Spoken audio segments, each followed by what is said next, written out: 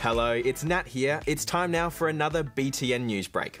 Smartphones, laptops, televisions, tablets. We're surrounded by screens all the time. Except they're usually sitting on things.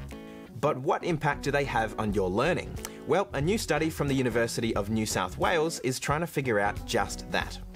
Let me just make myself more digital.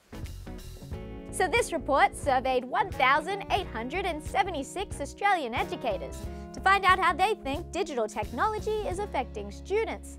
Here are some of the findings. Most teachers believe that digital technologies are a distraction for students.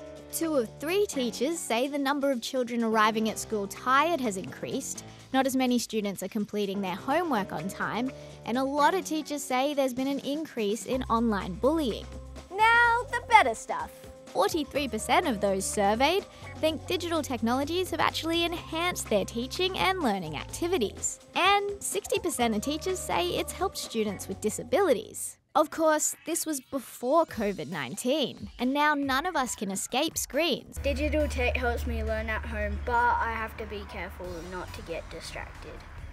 Learning over digital technologies makes it harder for me to ask questions to the teacher, and I can't meet my friends. So, for better or worse, technology is a huge part of our lives, which means taking a digital break is just as important as ever. My tip for taking a break is to do gymnastics or drawing, because I love doing both of them.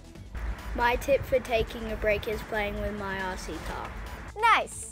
I'm gonna go outside and look at a tree. Now, how do I get out of here? The bell of the Notre Dame Cathedral has rung out over Paris this morning to mark 1 year since a massive fire destroyed its roof. People came out to clap, some from their balconies and some from the streets. But it's not the only reason they were clapping. 8 p.m. also marked a special thank you to healthcare workers. A 99-year-old man in the UK has been walking up and down his front garden.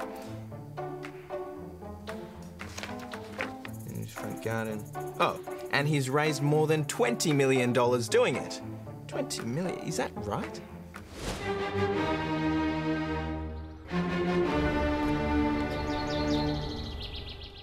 Meet Captain Tom Moore. He is 99 years old, and he is an athlete. Sort of. Tom, it feels weird calling him Tom. Let's go with Mr. Moore. Mr. Moore wanted to raise £1,000 for the National Health Service in the UK by walking 100 laps of his garden before his 100th birthday.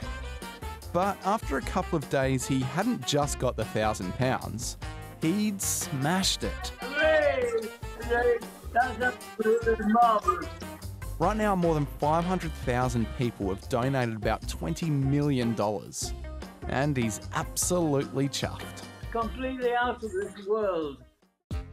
The UK is nearing 100,000 cases of COVID-19, putting the healthcare system under serious pressure. Mr. Moore says the work that doctors and nurses have been doing is outstanding, and they deserve every little bit of thanks. Purchase favours are brave, and that's what they are, they're brave. So keep strolling towards your 100th birthday, Tom. Mr. Moore. Now, have you ever come across an animal and thought, nature's weird sometimes? Well, you will now. Now, this could be the longest animal ever. Seriously. It's a jelly species called siphonophore, a string-like deep-sea predator. It's a whopping 45 metres long and has just been discovered off the coast of Western Australia. Alright, let's take this whole animal sticking together thing and run with it. These are processionary caterpillars. Caterpillars that follow one behind the other, behind the other, behind the other.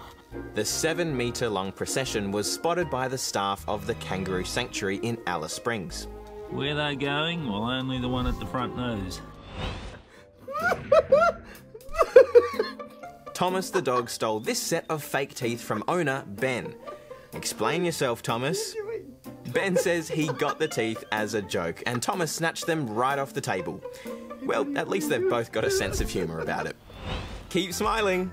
Well, that's all we've got time for today, but we'll be back again tomorrow. See you then.